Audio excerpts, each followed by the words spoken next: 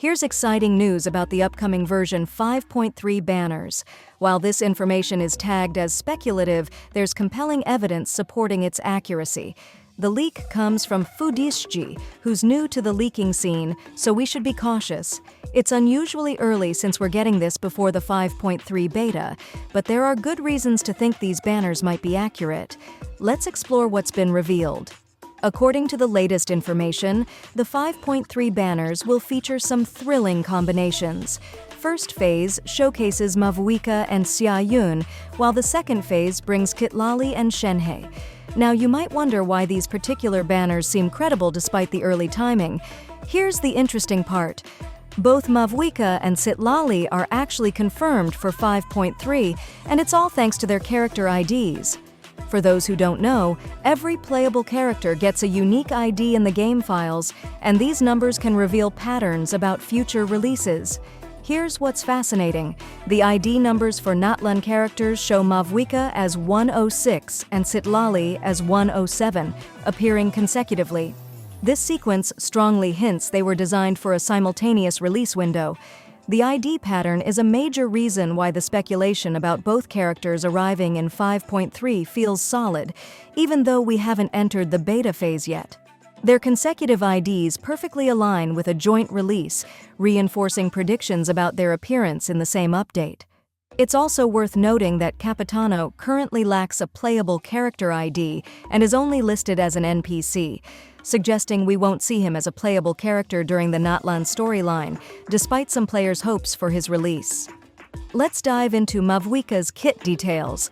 I should mention up front that this information comes from JAV91EY, another unproven source in the Genshin community, so take it with a grain of salt. What we can confirm is that MAVUIKA will be a 5-star pyro character, bringing some revolutionary mechanics to the game. Her elemental skill involves throwing her weapon and entering a special state called Night Soul, which transforms her playstyle completely. We're talking about hurling fireballs, executing slash attacks, and yes, riding a motorcycle. This motorcycle can even transform into a glider midair, which sounds absolutely incredible. Her elemental burst reportedly provides massive team buffs, enhancing everyone's attributes and giving them a rainbow-like aura. While the source isn't fully verified, the motorcycle element of her kit seems almost certainly accurate. It's a completely new feature for Genshin Impact and will definitely make her stand out. As for CITLALI, she's a cryo character focusing on support capabilities. Her elemental skill provides an elemental shield, while her elemental burst offers off-field cryo application, making her valuable for cryo reactions and team protection. Regarding the rerun characters, Jiayun and Shenhe both hail from Liyue, and since 5.3 coincides with Lantern Rite, one of Genshin's biggest Liyue-themed events, their inclusion makes perfect sense. This is especially true for Shenhe, who hasn't had a rerun in quite a while, making the timing feel right for her return. One consistent pattern in Genshin Impact is that characters who participate in a version's main event often appear in that version's banners. This has been a reliable trend across numerous updates, making it a valuable factor when predicting future releases. Since 5.3 will feature Lantern Rite, one of the game's most significant events, it's almost guaranteed we'll see at least one Liyue character on the banners. It would be highly unusual not to have any Liyue characters during 5.3, considering Lantern Rite is exclusively a Liyue celebration. Historically, Liyue characters have always played crucial roles during Lantern Rite events, and this year should follow suit.